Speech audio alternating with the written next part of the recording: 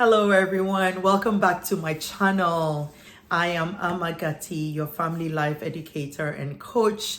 I am here on your corner rooting for you. First of all, I want to say a huge thank you for the comments and the likes and the subscriptions that are coming in so far. I am so grateful. I know our tribe is small and I know that we're growing and you're right here with me, supporting me. I've been getting text messages, I've been getting comments, and I'm just so grateful for that. We are learning and growing together. Okay, so today I'm here to continue my conversation, the conversation that I started last week, talking about third culture kids, also talking about migrant kids. In fact, this whole channel is dedicated to all things parenting when it comes to parenting in a foreign culture. So it covers the expats kids, it covers the migrants kid, it covers the missionary kid, the military, anybody who is raising a child in a culture that is different from the culture you were born and raised in. This channel is for you. So I just wanted to put that out there again. So last week we were talking about being cultural ambassadors to our children and why it's important that our children have a cultural identity. We talked about the fact that if we do not give them a strong sense of cultural grounding, that they eventually end up with cultural identity issues or cultural identity crisis. So I want to break that down further. One of the things that I want us to look at today are the challenges that our children go through being raised in a culture that is different from their own.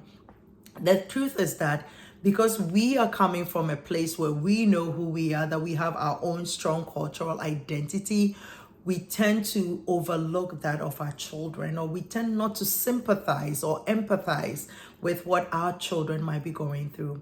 In my next episode, I'm going to bring on my 16-year-old daughter, and we're going to talk more to her about her perception and perspective of being a child being raised in a foreign culture. But today, I just want to take that parent hat off and put myself in the place of my child and what my children could be dealing with.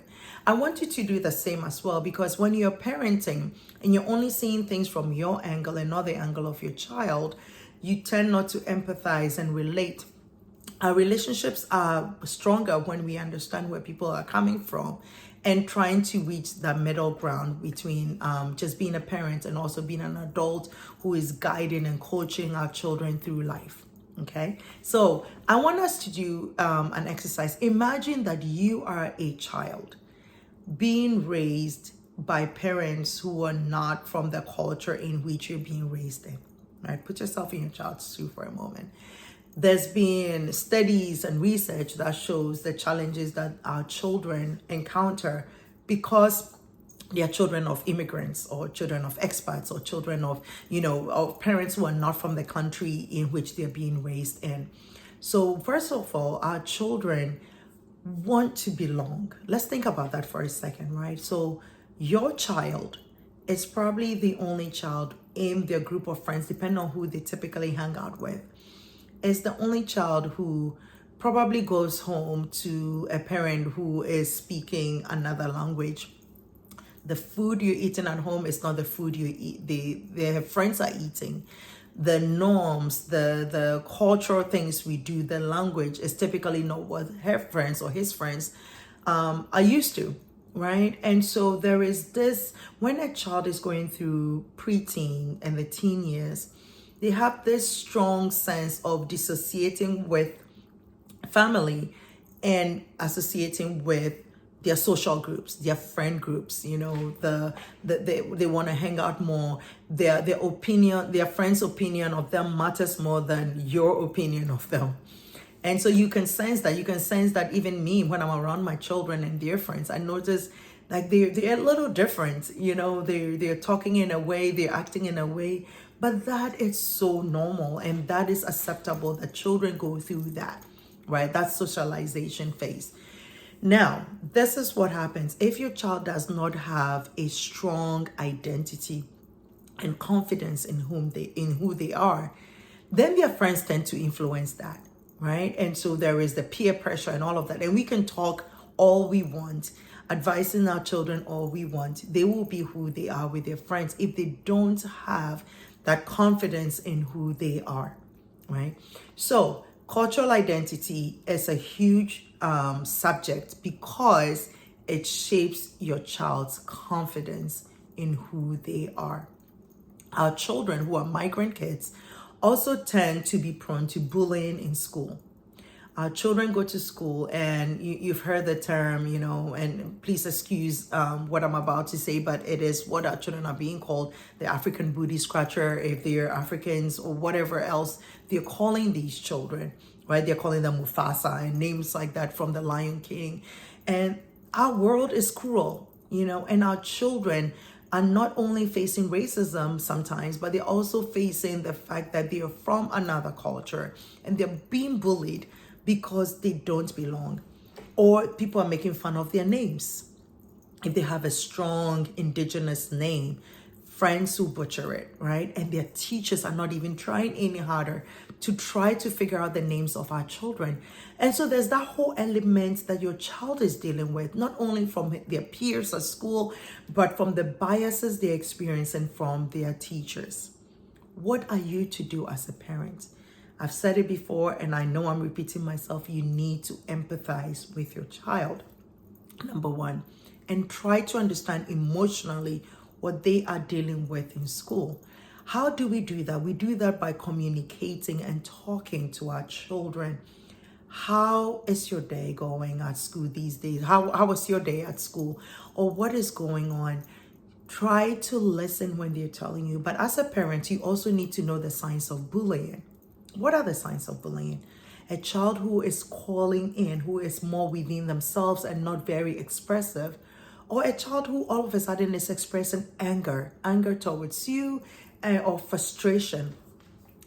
Those are some telltale signs of bullying at school, or kids who just don't want to go to school or want to skip school, or are always complaining about feeling sick, and because they're feeling sick or giving excuses, they don't want to go to school. They don't want to belong in social circles. You need to know those signs. You need to know your child, so that when your child are exhibiting these behaviors which are not normal to them, it could be that they are being bullied at school only because of their name, because of where you are from, or whatever that is happening that is not making them feel like they belong. So watch out for the signs of bullying. Children, because they are migrant kids, today I'm specifically talking to migrant kids, tend to be exposed to biases from adults and teachers. Is the teacher in school not encouraging your child or pushing your child a little further because they think, oh, that's the child of a migrant? The parents will not do anything. The parents will not advocate for their child. Those biases are real and they do happen. And sometimes, even for me teaching in a school, I also realized that our migrant parents, do not tend to be as involved as the people from the country in which I live. Right. And so they're calling for parent volunteers. We're not volunteering for that. They call parent association meetings. We don't go to that. We're not showing up in the classrooms. Parents sometimes, and now I'm talking broadly, missing parent-teacher conferences. We are not asking questions. We are not challenging the teacher, because most of us came from a culture where teachers were in a place of authority and we dared not question our teachers. But we need to be advocates for our children. If something is happening in school that does not seem right to you as a parent, you need to be able to question that. You are not doing the education through the eyes of your child. Parent involvement, there's actually research that shows that parents who are involved in their child's academic life have students who do better in school. So are you involved in your child's academic life? Are you involved? Are you paying attention to what the teachers are saying, the comments the teachers are making? I'm not saying you should go fighting teachers, because teachers, God knows, are having a hard time already, right? But I want you to be able to start advocating for your child, because your child's level of stress and the things they are going through is not what every average child is going through in the country in which you're raising your child.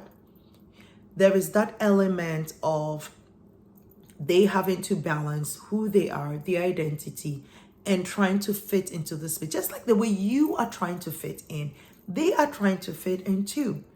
And so today, my focus is for you as a parent, begging you to empathize with your child, understand your child, know your child to the point where if now they want to miss school, or they're always complaining of being sick and want to stay home, or they are quiet, they're hiding in their rooms, they're hiding behind technology, you want to get to them and understand what is going on. It could be that your child is being bullied because they have an African name, or they have an Asian name, or they have a name that is not John and Susan and all of those names that maybe in the Western world kids are used to. So I am begging you for you to spend time with your child, have conversations. We've talked about this before. We've talked about bedtime is usually a good time to communicate with your child. But when you are on the road, if you drive, when you're driving with your children, when you're eating dinner, begin to ask probing questions. And when your child is talking, please stop and listen. Listen to what they're saying, but also listen to the things they are not saying. And find out if your child is being laughed at school because of your culture, because of your background. And I want you to advocate for your child. And so anyway, thank you so much for engaging with me today. I always leave a tip for you. And today, the tip I want to give you is for you to become an advocate for your child. Advocate for your child. Find out what's going on. I'm not saying you should go pick up fights. I'm saying if your child feels powerless about a situation, they're not able to speak, you speak up for your child. Be there for your child. Okay? So I hope something I've said today has inspired you to do something different, or to communicate in a different way with your child.